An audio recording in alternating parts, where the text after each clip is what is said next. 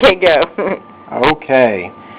If you notice right here is a cross-section of the ovary, and I'm assuming on the periphery right here is those primordial follicles. And they're primordial because they usually only have about one layer, 2 layers the most of cells that surround the oocyte. Then what happens is they try to represent maybe this stage here that you have a primary that have multiple layers around the oocyte.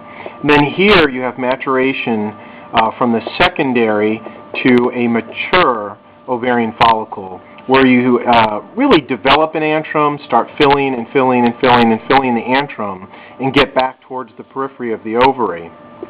Ovulation is when the oocyte is ovulated out into the abdominal pelvic region.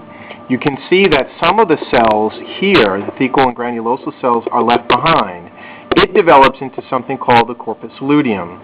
The corpus luteum we talked about in class, making the estrogen and progesterone, to say that ovulation took place and possible implantation could take place.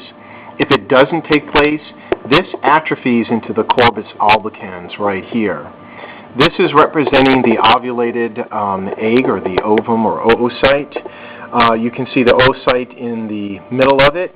All this green represents the corona radiata, which is the cells that radiate around the oocyte itself.